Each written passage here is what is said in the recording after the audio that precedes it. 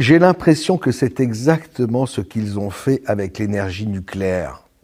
Quand on y réfléchit, on se rend compte en effet qu'il y a plusieurs choses très bizarres autour de la radioactivité. Déjà pour commencer, je me demande comment Pierre et Marie Curie ont fait pour survivre si longtemps à leurs travaux. C'est vrai, ils ont travaillé en aveugle durant des années, avec des tonnes de minerais d'uranium. Ils ont fait énormément d'expériences, manipulé toutes sortes de matières radioactives sans protection aucune, sans avoir la plus petite idée des dangers qui les menaçaient, et les limites à ne pas dépasser. Et en dehors de quelques petites malheureuses brûlures, ils n'ont jamais eu aucun problème. Pourtant, Pierre et Marie Curie ont découvert le polonium, qui est 400 fois plus radioactif que l'uranium, puis le radium, 900 fois plus radioactif. On aurait pu s'attendre à ce qu'un jour, à force d'expérimenter tout azimut, Pierre Curie boive une fiole de radium pour tester et avale la rasade de trop ou qu'il inhale malencontreusement du polonium qui est très toxique. Eh bien non, il est mort au bout de 11 ans d'expérience alors qu'il traversait la rue en courant comme un jeune homme. Fauché en pleine forme, il est mort en bonne santé. Quant à Marie, qui a passé 30 ans avec ses produits radioactifs, on nous a dit qu'elle avait fini par mourir sans doute à cause de sa trop longue exposition aux radiations. Je veux bien le croire, mais ce n'est même pas sûr, car enfin, elle a quand même vécu jusqu'à l'âge de 66 ans. Quand on considère que dans les années 30, l'espérance de vie d'une femme en France ne dépassait pas les 55 ans, ça tient du miracle. Vous voyez, c'est toutes ces choses-là qui me font bizarre, moi. En réalité, il est très difficile de dire si la radioactivité est vraiment aussi dangereuse qu'on nous le dit. On nous a fait tellement peur que personne n'a envie d'aller vérifier, et donc on est bien obligé de les croire sur parole. Pourtant, à y regarder de plus près, les États n'ont jamais pu établir de chiffres précis quant à sa dangerosité. Ça dépend de tellement de paramètres qu'au bout du compte, plus personne ne peut plus rien y comprendre. Les chiffres du taux d'exposition létale rapportés au temps d'exposition varient énormément et sont même parfois contradictoires. Il n'existe aucun consensus, ni aucune certitude là-dessus. Il y a comme un flou énorme autour de cette question. Il se trouve que Marie Curie a rapidement orienté ses recherches dans le domaine médical. Grâce aux radiations produites par le radium, elle espérait développer des traitements contre le cancer, déclaré fléau de l'humanité pour la première fois en 1906.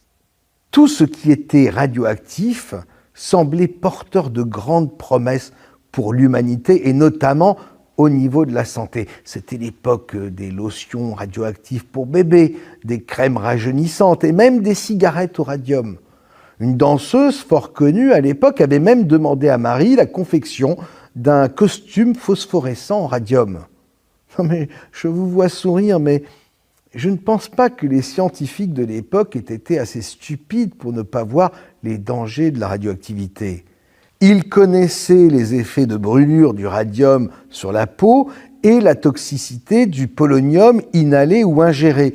Mais il semble que le danger des radiations ne présentait rien d'insurmontable ou qu'on ne puisse pas contrôler. Rien d'équivalent, en tout cas, à l'idée qu'on s'en fait aujourd'hui. L'utilisation de l'uranium, 900 fois moins radioactif que le radium, a d'ailleurs continué de se répandre largement dans l'industrie tout au long du XXe siècle, et ce, au moins jusque dans les années 70.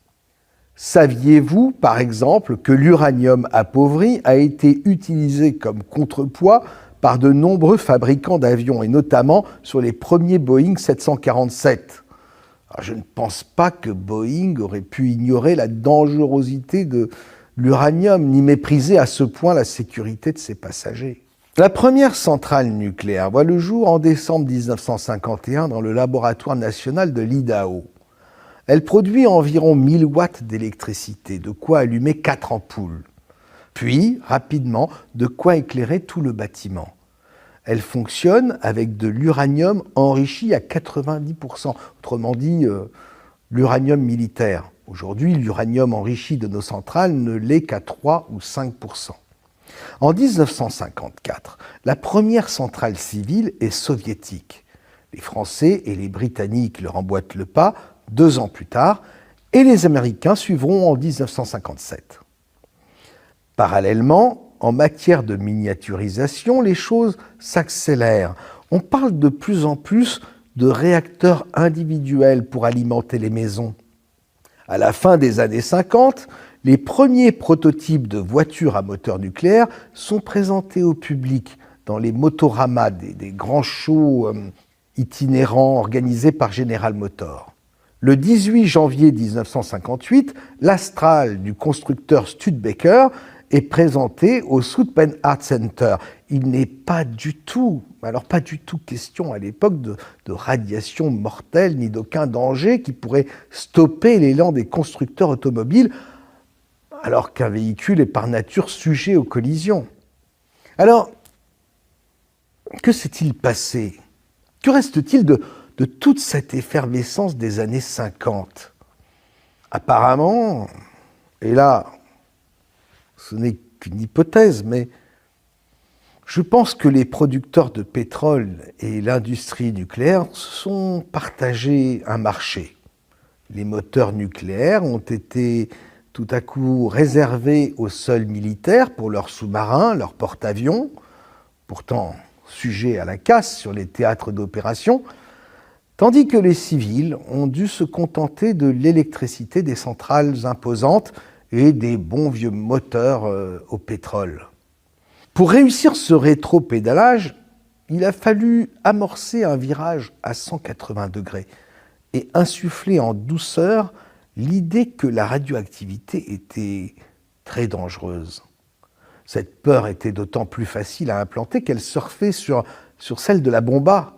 C'est ainsi que l'on vit apparaître sur les écrans à l'époque le personnage de Godzilla, monstre né des mutations génétiques résultant d'Hiroshima et Nagasaki.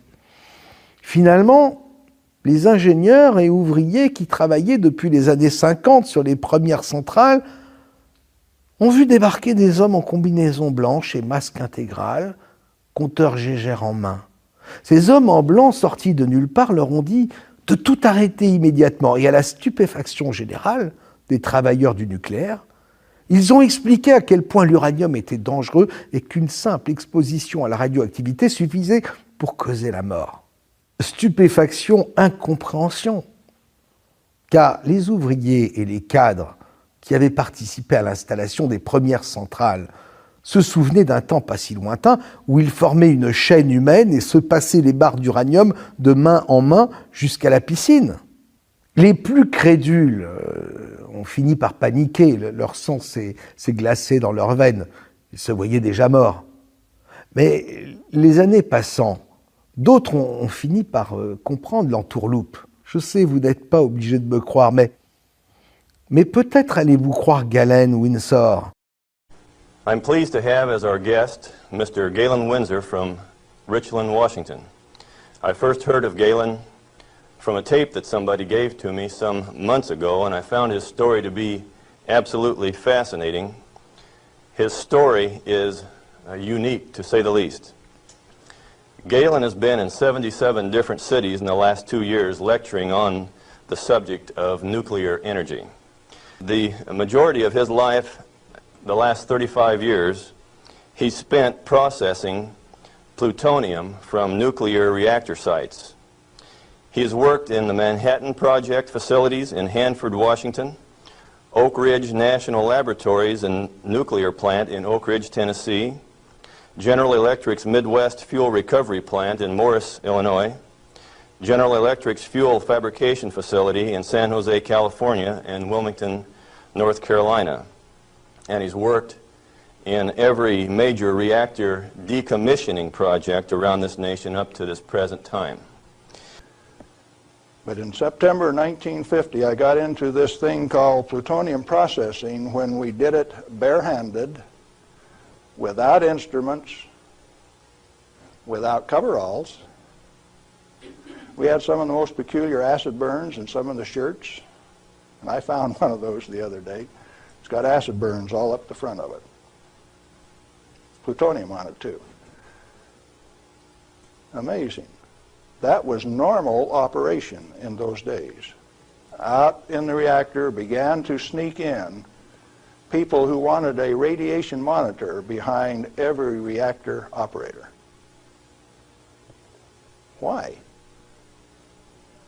We know how to make these things run. When we got a metal fuel element stuck and it fell down on the trampoline back of the reactor, we'd go in with our feet and kick it off into the pool, smoking, burning. If you didn't have an instrument, you didn't know it was too hot, so you just went in and kicked it. Finally, along came a rule maker that says, thou shalt not do that. You'll get burned. Oh, I didn't get burned when I did it last week. But you exceeded the limit. Well, where did this limit come from? Oh, fine. We've been doing this thing for years now, and we've never been burned. Why have we got these rules? Don't you ask questions. If you do, you might disappear. Those who broke the rules didn't appear the next day. Military rule? Oh, yes. Absolute. What was your appeal? And people you were working with one day, when they weren't there the next day, you didn't go inquire why. Well, 2 years ago, I started traveling for American Opinion Speakers Bureau, and one of the documents that they had was Major Jordan's diary. A story of shipping the technology and the materiel that was developed at Hanford in 1944 directly to Russia on U.S. Air Force planes out through Great Falls, Montana, Fairbanks, Alaska, under the auspices of one Harry Hopkins, and with the at least tacit approval of Franklin Delano Roosevelt.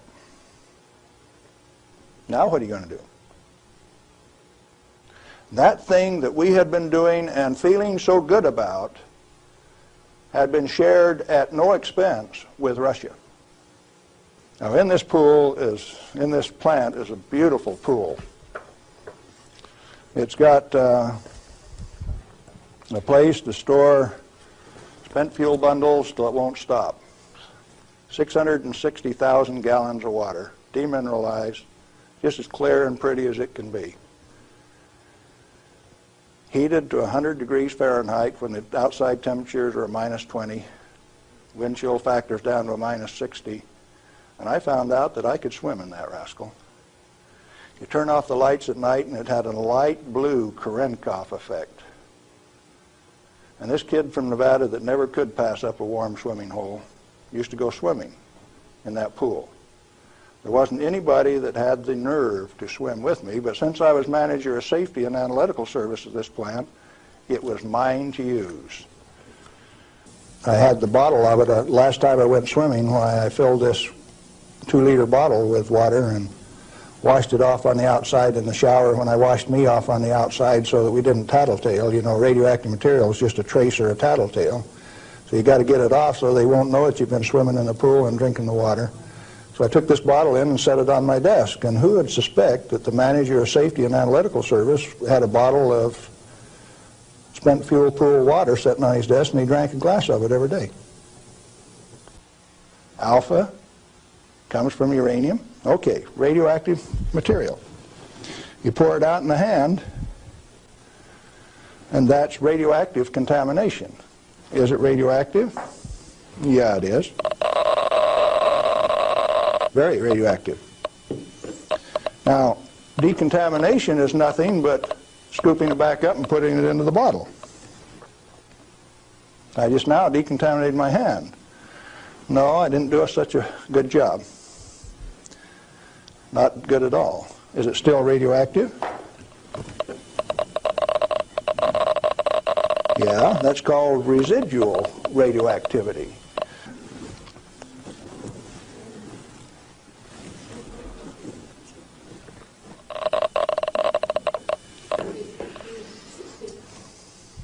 That material that I just ate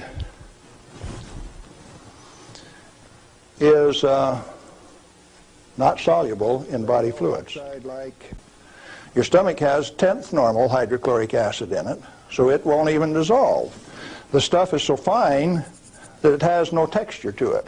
Doesn't even feel rough. So it's tasteless, odorless, has no texture. How's it supposed to hurt me? En absorbant l'uranium comme il le faisait en public, Galen voulait démontrer en réalité que la peur des radiations avait été exagérée pour effrayer les gens, de sorte que quelques personnes puissantes ont pu garder le contrôle total de la ressource énergétique qu'il qualifiait, lui, Galen, la plus précieuse au monde. Je pense exactement comme lui. L'uranium est en fait de l'énergie libre sous la forme de minerais, pratiquement inépuisable. Une seule barre pourrait alimenter en électricité une famille entière sur toute une vie. Et vous connaissez la meilleure? Une livre d'uranium coûte à peine 35 $. Pour les gardiens du troupeau qui avaient la main mise sur le monde, pas question de laisser cette énergie à la disposition des peuples. Pas question de leur permettre d'utiliser des voitures avec cette énergie. Il y avait trop à perdre. Qui sait s'ils n'en profiteraient pas pour se libérer? Bref, dans les années 60, le mensonge prend place. Les centrales se multiplient. On parle de plus en plus des dangers de la radioactivité dans les médias. La pression est de plus en plus forte au cours des 2 décennies. Mais ça reste un concept aux yeux du grand public. Il va falloir transformer la théorie en terreur bien concrète.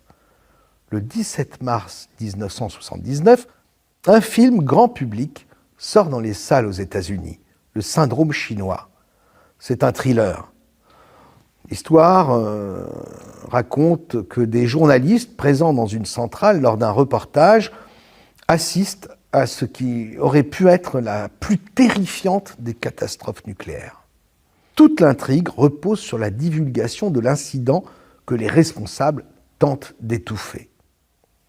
Finalement, le héros parvient à révéler la vérité et il annonce, sur un ton grave, la menace qui pèse sur l'humanité. Et ça, c'est une découverte pour le grand public.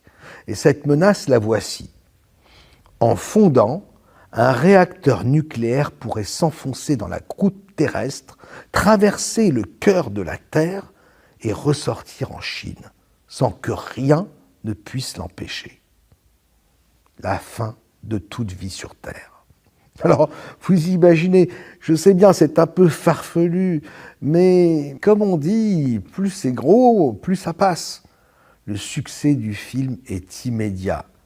Or, comme par hasard, 12 jours seulement après sa sortie, survient la catastrophe de 3 Mile Island.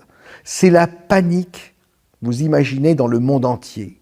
Le syndrome chinois est dans tous les esprits. Il n'en fallait pas plus pour faire naître la psychose d'une apocalypse nucléaire. L'incident a été largement diffusé au niveau international et il a eu des effets profonds sur l'opinion publique. Le 29 mars 1979, le monde a pris conscience que les accidents nucléaires constituaient un risque réel pouvant survenir à tout moment.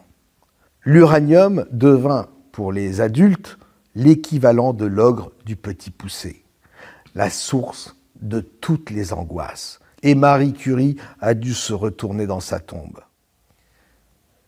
Let's talk about 3 Mile Island. What really happened there? We've heard all kinds of stories about meltdown, and they made movies on it that this meltdown could melt right through the earth, clear through to China, and we've seen a lot of scare stories. What really happened at 3 Mile Island? Do you know what really happened there? Yes, I do. I followed that one very closely.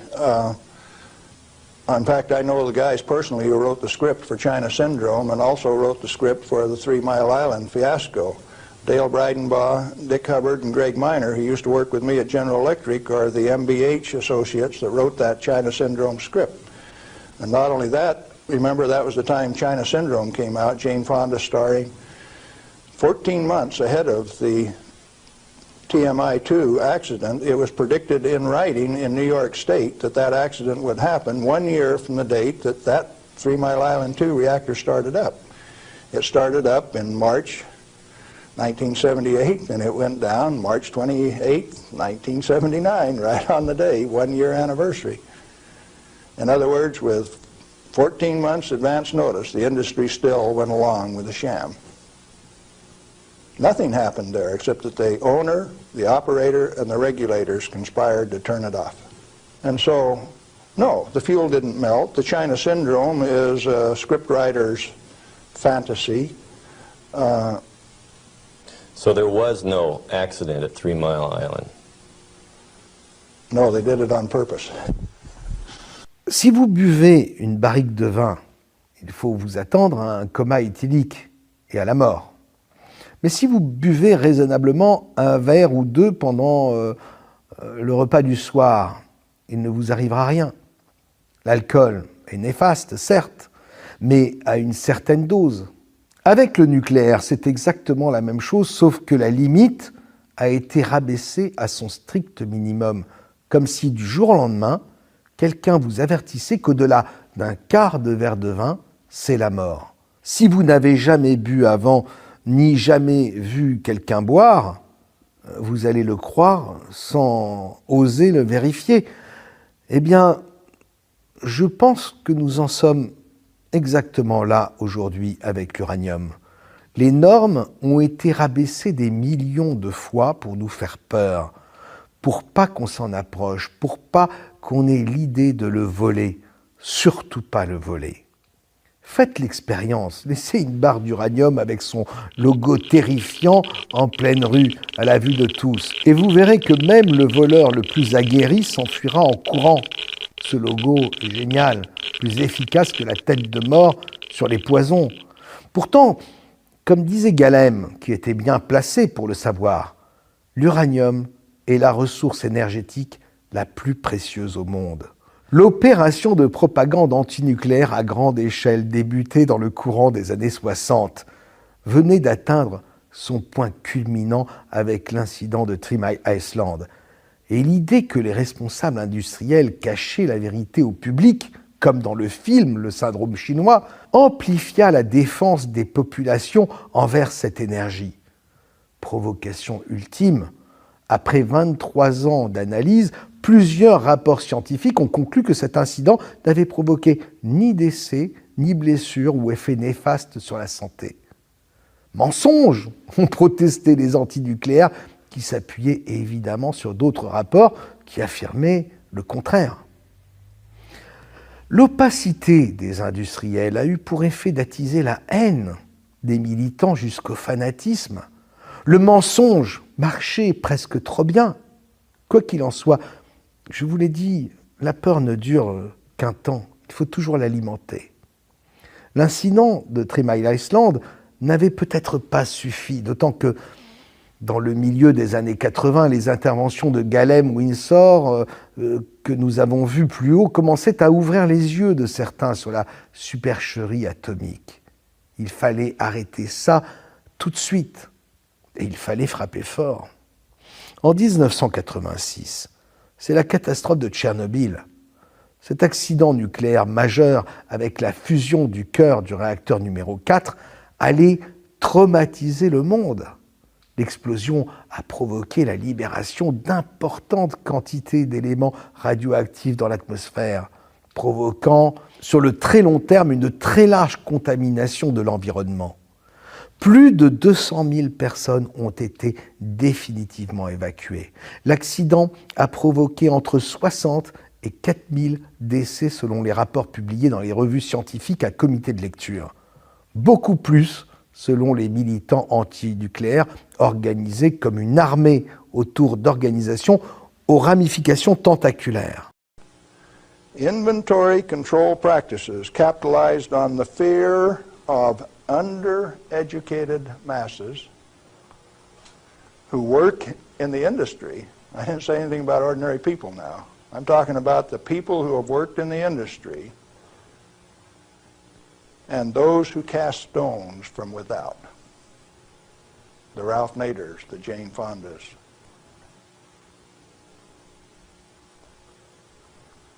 Now, it doesn't take you much thinking to find out that maybe the industry is the source of the problem. The industry is the one that made up the committees, that made the rules, that the Congress enforced. You ever thought of it that way? On a dit que la construction de la centrale avait été réalisée sans respecter les normes en vigueur. Mais ça, moi j'ai envie de dire que c'est une généralité qui touche presque toute l'industrie nucléaire. N'oubliez pas que les autres réacteurs de la centrale de Tchernobyl ont continué de fonctionner jusqu'en décembre 2000. Pensez-vous vraiment que ces autres réacteurs respectaient mieux les normes de construction en vigueur? Et d'ailleurs, je me mets à la place des industriels. Pourquoi respecter des normes draconiennes, excessivement chères quand on sait qu'elles résultent d'un baratin inventé pour faire peur aux moutons? Fin des années 90, Framatome, devenu par la suite Areva, signe un contrat avec l'Ukraine. La multinationale française était chargée notamment de sécuriser les barres d'uranium de Tchernobyl dans des caissons de confinement en béton conçus exprès à cet effet. Un vrai fiasco, comme vous pouvez le constater. L'essentiel du travail que nous avons à faire sur ce site de Tchernobyl, c'est de retirer les 20 000 tubes de combustible nucléaire des centrales pour les stocker dans des lieux sûrs et surtout pour le long terme. Pour cette mission en 1999, l'Ukraine choisit Framatome, l'ancêtre d'Areva. L'entreprise française a construit cet imposant bâtiment et une série d'alvéoles en béton pour conditionner et confiner les barres de combustible très radioactives. Un dispositif conçu normalement pour durer au moins 100 ans. Mais lorsque nous arrivons sur place, il n'y a aucun Français. Vous savez qui était là avant? Oui, Areva. Le chef de chantier voudrait changer de sujet, mais j'insiste. Pourquoi Areva a arrêté? En fait, ils ne maîtrisaient pas la technologie et ils ont dû arrêter le chantier en 2003. Après avoir travaillé sur place pendant 4 ans, Areva a été définitivement écarté du chantier. Que s'est-il passé? Rendez-vous au siège du Comité national de l'énergie atomique. La directrice de la communication, Olga Kocharna, m'explique qu'avec Areva, les Ukrainiens s'attendaient à plus de sérieux. Le problème, c'est qu'Areva avait acquis cette technologie de stockage sans la maîtriser. Il n'avait pas les ingénieurs pour gérer ces procédés et il n'avait aucune expérience de ces techniques de confinement. Selon Artem Belouzov, un journaliste ukrainien qui a enquêté sur les déboires d'Areva, l'entreprise a commis des erreurs grossières. Selon les autorités ukrainiennes, la société française n'avait même pas demandé les plans et les schémas techniques. L'entreprise française avait fait de grosses erreurs lors de la construction des unités de stockage. Et on dit même que le diamètre des unités de stockage ne correspondait pas avec les containers à combustible. Évidemment, tout cela peut paraître bizarre. Maintenant, si on dédramatise le danger de l'uranium, si on considère que tout ça n'est qu'une mascarade, une blague, on comprend la désinvolture des dirigeants français face à ce faux problème. Il y a cette fausse affaire qui a beaucoup marqué les esprits en France, le fameux, vous savez, le fameux nuage radioactif qui s'est arrêté à notre frontière. Nuage de particules radioactives. On le sait, il s'est déplacé tout d'abord vers la Scandinavie, puis est en train de descendre vers le sud. Alors, comment peut-on prévoir son déplacement? Les explications de Brigitte Simonetta. Il faut bien faire la différence entre le possible et le réel. D'abord, les certitudes. Lors de l'accident, un anticyclone se trouvait sur l'Union soviétique. Autour des hautes pressions, on sait que les vents s'enroulent dans le sens des aiguilles d'une montre. Les particules radioactives sont alors dans un premier temps remontées sur la Pologne, puis elles ont continué leur chemin et atteint en 48 heures les pays scandinaves. Depuis lundi, la situation n'a pas changé. Ces particules sont donc de plus en plus nombreuses à atterrir sur la Suède. Maintenant, les prévisions. Une dépression a pris place sur la Sardaigne. Là, les vents tournent dans le sens inverse des aiguilles d'une montre. Si l'émission radioactive persistait, tout laisse à penser que cette poussière, aspirée depuis l'Ukraine, serait renvoyée vers l'Italie, la Yougoslavie et l'Autriche. En France, l'anticyclone des Açores s'est développé. La météo affirme qu'il restera jusqu'à vendredi prochain suffisamment puissant pour offrir une véritable barrière de protection. Il bloque en effet toutes les perturbations venant de l'Est. Énorme mensonge, là encore, un immense scandale. Mais une fois de plus, si on regarde la radioactivité différemment, les autorités françaises, très impliquées dans le nucléaire et donc très au courant du secret, pouvaient-elles faire autrement? Le gouvernement ne pouvait pas dire aux Français que le nuage radioactif ne représentait aucun risque, puisque justement toute la politique énergétique française privilégiait ces centrales immenses au détriment des centrales individuelles. Un choix qui se justifiait au regard des dangers du nucléaire.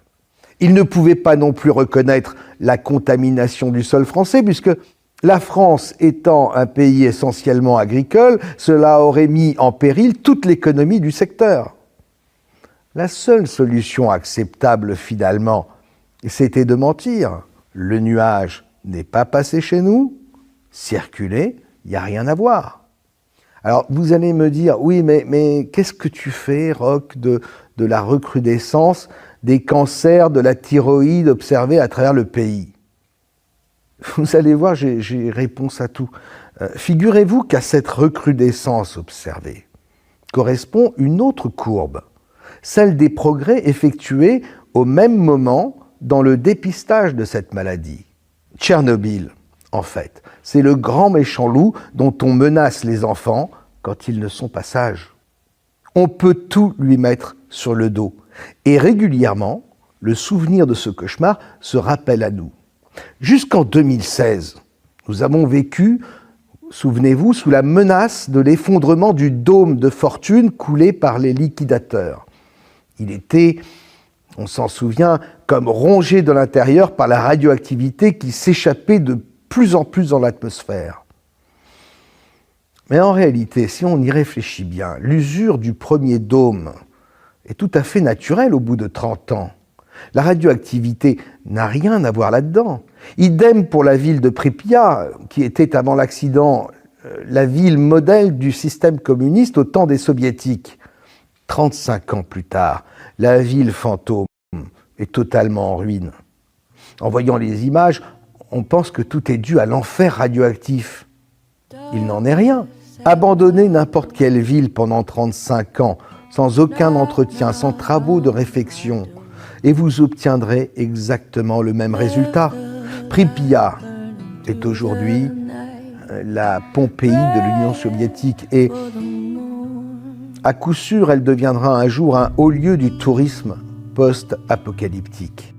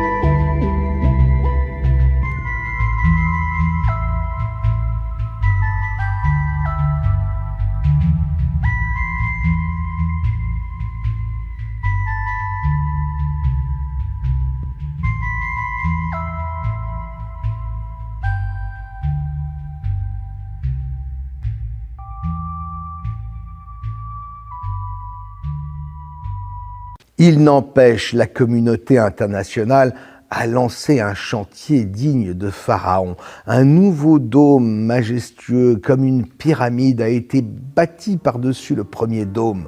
L'occasion d'une grande cérémonie digne du pire fléau de l'humanité.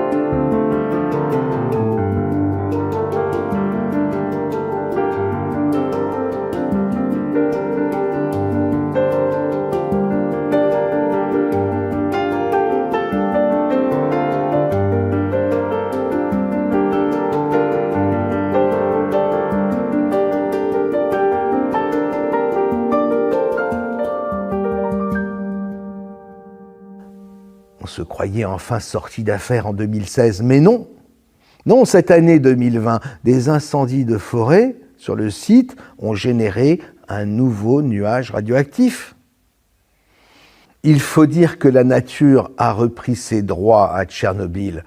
La forêt luxuriante gagne du terrain sur le béton et les arbres splendides, rayonnants de bonne santé, se dressent en plein cœur de la ville de Pripyat. Aux alentours, la végétation prolifère, les animaux prospèrent. Paradoxalement, la zone interdite est devenue le paradis de la faune et de la flore dont ont toujours rêvé les écologistes. Certains vieux habitants de la zone interdite, on le sait, ont refusé de partir. Et puis d'autres sont revenus. Ils ont continué de cultiver leur jardin. 30 ans après, les villages évacués sont toujours aussi fantomatiques. La nature a repris ses droits partout. Mais bravant les interdictions et le danger, certains habitants ont décidé de s'y réinstaller.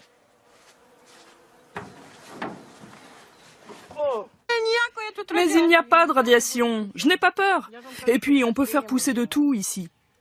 Pour la plupart, ils sont des paysans attachés à leur terre, lassés de leur exil forcé. On a décidé de conserver ces vestiges qui racontent toute l'histoire de Tchernobyl. On espère que les gens vont revenir ici pour vivre sur cette terre. 300 000 personnes ont dû quitter ces zones interdites où reposent encore sous terre des milliers de tonnes de déchets radioactifs. On les voyait de temps en temps à la télévision, ces pauvres vieux ravinés, ces paysans tous souriants. Ils nous faisaient peine, attachés à leur terre empoisonnée. En fait, certains connaissaient peut-être des gens qui ont travaillé en 1971 à l'installation de la centrale. Ils ont peut-être travaillé eux-mêmes à sa construction, à l'instar des ouvriers du temps de Galen Windsor aux États-Unis. Ils étaient peut-être bien placés, tout simplement, pour savoir que ces gesticulations post-catastrophe étaient en réalité un spectacle totalement bidon. Il faut parfois savoir écouter le bon sens paysan. Il y a beaucoup de vérités à apprendre que nous regardons malheureusement avec suffisance et cynisme, sans savoir que les imbéciles, c'est nous. Alors, pour qu'ils gardent le silence, après tout, il valait mieux les laisser vivre dans leur isolement. Et ils ont continué à manger les légumes irradiés de leur potager et les fruits contaminés de leur verger, à vivre de leur bétail empoisonné, comme ils le faisaient depuis toujours. Et ils ne s'en portent pas plus mal. Ok, Rogue, on veut bien te croire, mais quand même. Oh, soyons sérieux 2 minutes. Tchernobyl, tous ces morts, ces héros qui se sont sacrifiés pour sauver l'humanité tout entière en déversant le béton et en construisant ce dôme de fortune pour limiter la pollution radioactive, tu en fais quoi ? 26 avril 1986. Au cours d'un test, le 4e réacteur de la centrale de Tchernobyl explose. L'incendie libère un panache 1000 fois plus radioactif que la bombe d'Hiroshima. Durant des mois, ce qu'on appelle les liquidateurs construisent une carapace de béton sur le réacteur. La plupart de ces ouvriers le feront au péril de leur vie. 31 de ces hommes, les liquidateurs victimes d'irradiation, mourront dans les jours qui suivent.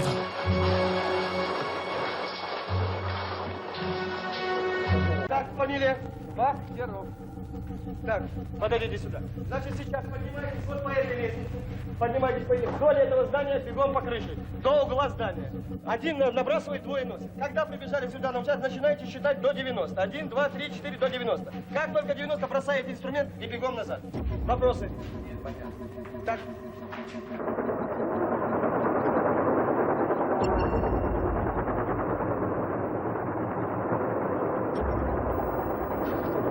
Ces hommes sont sur le toit du bloc 4 qui a explosé. L'intensité des radiations est suffisante pour tuer en quelques minutes. Selon les survivants, 350 des 800 hommes qui sont montés sur le toit sont morts. Ils ne figurent dans aucune statistique officielle. Par vagues successives, ils vont tenter de décontaminer le site à l'aide de moyens dérisoires. Des hommes sacrifiés sans hésitation. L'Union soviétique ne peut se passer de l'énergie produite à Tchernobyl. On les a vus dans les hôpitaux, ces 31 liquidateurs de la centrale, morts dans les jours qui ont suivi la catastrophe. C'était suffisamment poignant. Et tous les autres, fauchés par la maladie, des semaines et des mois plus tard, ils jouaient la comédie. Alors, je vais vous demander d'imaginer un scénario. Imaginez ces hommes, le premier jour, qu'on est allé recruter un peu partout dans l'Union soviétique. Des mineurs pour beaucoup, des ouvriers. Ils sont tous volontaires, jeunes, solides, durs au mal. Ils doivent s'approcher avec leurs outils, leurs chariots de ciment, au plus près du réacteur qui est une fournaise. Imaginez la chaleur, imaginez la peur, car ils se précipitent vers l'enfer nucléaire en fusion avec des protections dérisoires. Et ils savent, parce qu'on leur a dit, qu'ils ne peuvent rester sur place au-delà de quelques secondes, sous peine de mort. Ils courent sans arrêt, repartent, reviennent et charrient ainsi des tonnes de béton. C'est une course contre la montre, une course de relais jusqu'à épuisement. À la fin de la journée, les compteurs Gégère s'affolent. Mais souvenez-vous de ce que je vous ai dit sur les normes rabaissées des millions de fois. Il n'empêche, ces hommes sont épuisés, complètement vidés. Ils sont à bout de nerfs, ils ont très peur, ils n'ont plus de force. Mettez-vous à leur place. On vous a passé sous des douches de décontamination et on a incinéré vos vêtements. Vous êtes enfermés dans des salles hermétiques, pire que des pestiférés atteints du Covid. Et les seuls hommes qui vous visitent sont habillés en scaphandrier. Vous mettez le malaise qui vous gagne sur les efforts accomplis, les courses, le stress de cette journée infernale, ou sur le dos de la radioactivité qui fait si peur à tout le monde. Supposons que Tchernobyl soit une opération d'ingénierie sociale, comme je l'envisage, destinée à flanquer définitivement la trouille et empêcher quiconque de s'intéresser au nucléaire comme d'une énergie qui devrait être mise à disposition de tous. On organise alors dans la centrale de Tchernobyl un exercice de routine pour le personnel et on s'arrange pour saboter l'exercice de façon à ce que les choses tournent mal. Ceux qui sont à l'instigation de cette opération veulent faire un exemple, il leur faut des morts. Bien sûr, il y a les morts provoquées par l'explosion, mais trop peu, ça ne leur suffit pas, ce genre de mort se rencontre dans toutes les catastrophes industrielles. La radioactivité doit horrifier le monde. Il faut donc sacrifier les héros. Sous couvert de les soigner, on leur donne des médicaments qui en réalité les affaiblissent, puis les empoisonnent. Les médecins l'ignorent. Ils n'ont pas la possibilité de connaître la composition des pilules expérimentales qu'on leur donne et qu'ils administrent à leurs patients. Tout le monde tombe rapidement malade. Selon les doses, certains mourront le lendemain, d'autres tiendront la semaine, d'autres encore pourront survivre 2 ans, etc. Quant aux malformations et handicaps de certains bébés nés après la catastrophe, l'opération prévoit un suivi médical des anciens habitants de Pripyat. Les femmes enceintes seront particulièrement suivies durant leur grossesse. Une médication spéciale administrée à certaines d'entre elles suffira à convaincre la communauté internationale de l'horreur des radiations et de la dangerosité de l'uranium. Ajoutez quelques photos de moutons à 3 pattes, quelques photos d'arbres décharnés et plus personne ne voudra s'approcher de ce no man's land nucléaire. Pourtant, aujourd'hui à Kiev, la capitale d'Ukraine située à moins de 100 km de la centrale, il n'y a pas de problème de radioactivité, pas de mutation génétique, pas d'espérance de vie en chute libre par rapport aux pays voisins. Mais il n'en reste pas moins que la population née avant l'accident vit comme si elle avait déjà traversé la fin du monde. Le traumatisme du peuple ukrainien ne s'effacera jamais. Tout va dans le sens de ce que je vous dis. Souvenez-vous des rejets radioactifs de la Kojima à La Hague. On retrouvait dans la Manche jusqu'à 3500 fois les taux naturels de radioactivité. À La Hague, l'association antinucléaire accuse la Kojima de rejet radioactif. La crise dure pendant des mois.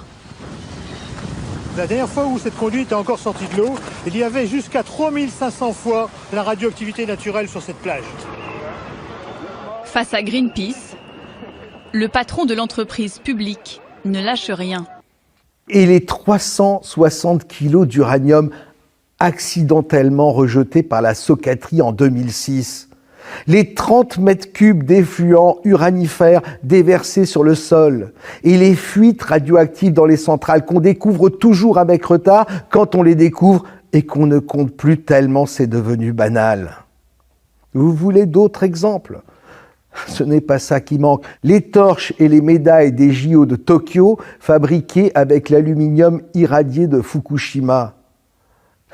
La grande distribution avec les fruits qui sont systématiquement irradiés avant d'être mis sur le marché, et les milliers d'essais d'armes atomiques sur Terre comme dans la haute atmosphère. Où est passée la pollution ? Depuis le temps, les gens devraient tomber comme des mouches dans les rues. Ah, c'est une pollution radioactive éphémère. Et toutes ces centrales nucléaires implantées dans des pays à fort danger sismique, le Japon, la Turquie par exemple. Même en France, les centrales sont majoritairement installées dans les régions les plus exposées. Le projet d'ITER de la fusion nucléaire de Cadarache, près d'Aix-en-Provence, a été construit à quelques centaines de mètres d'une faille sismique de première importance. Ils font exprès ou quoi ? Non, c'est juste que la peur de l'uranium est une arnaque, un canular.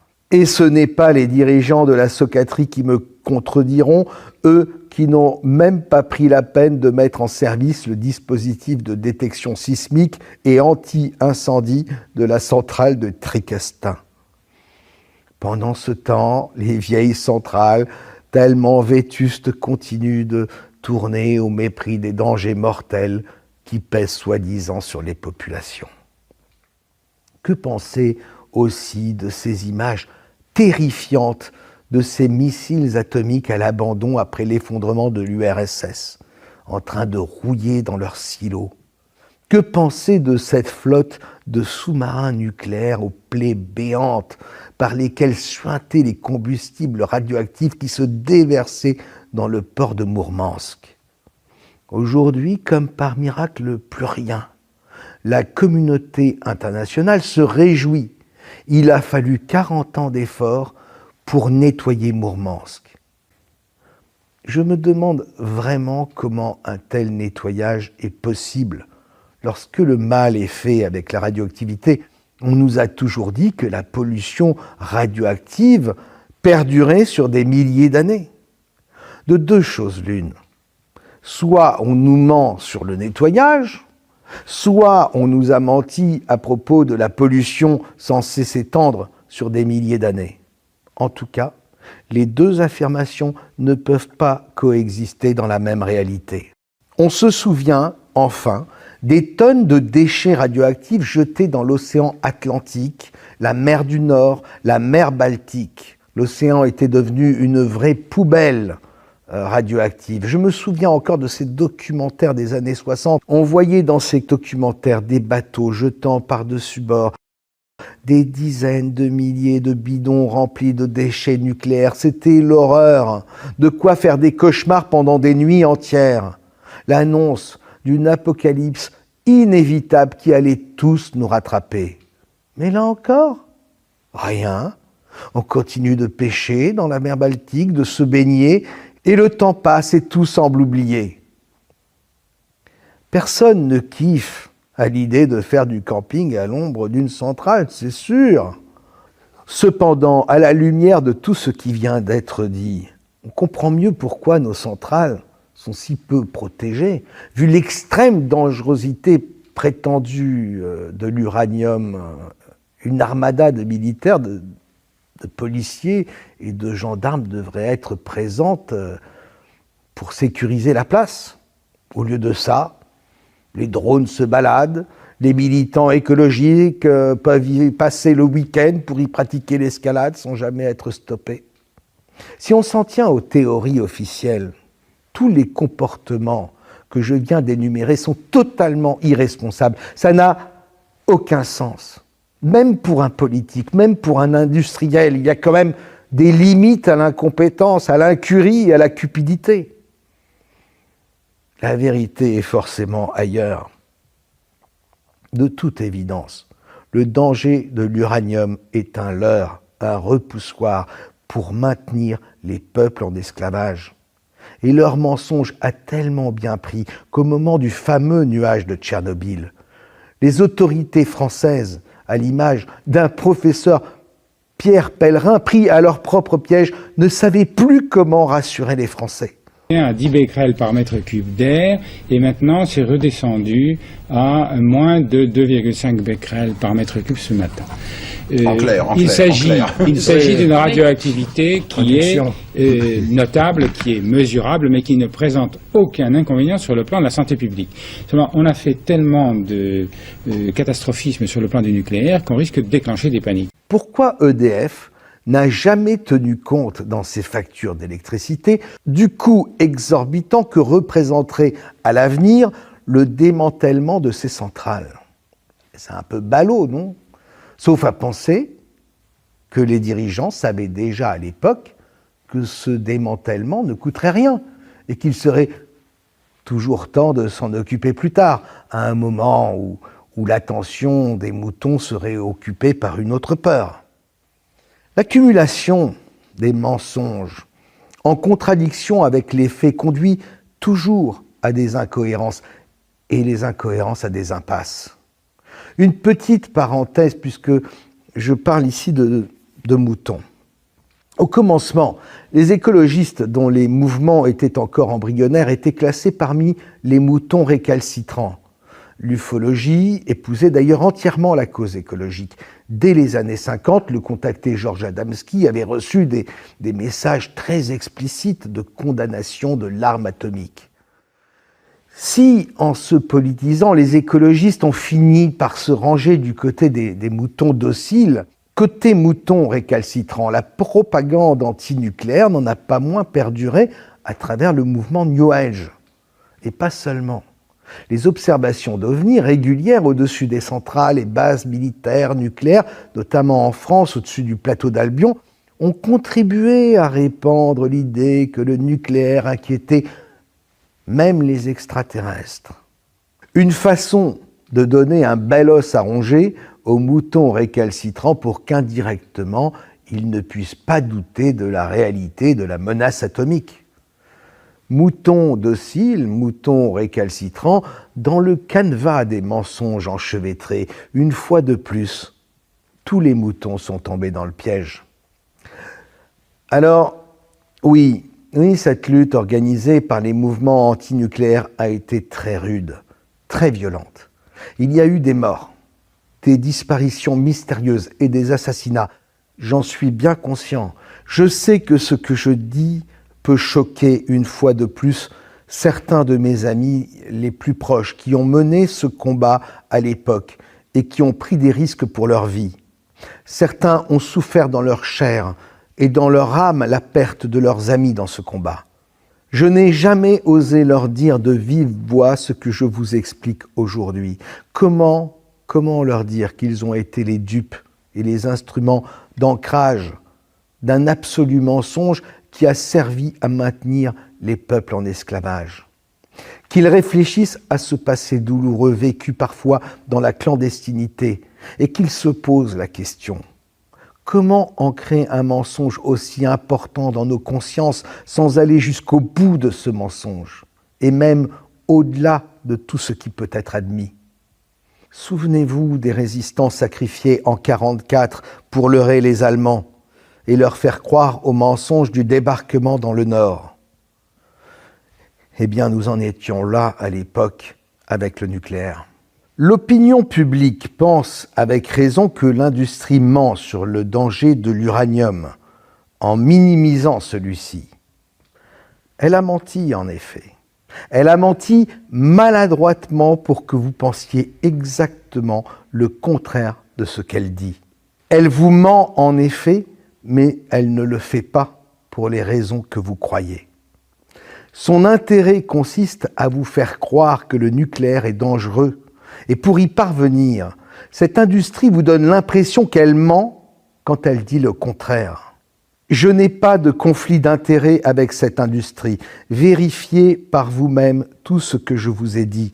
Usez de votre discernement, mais surtout, n'ayez plus peur. Sortez de toutes vos peurs. Ne vous accrochez pas à elles, parce que c'est par là qu'ils nous tiennent.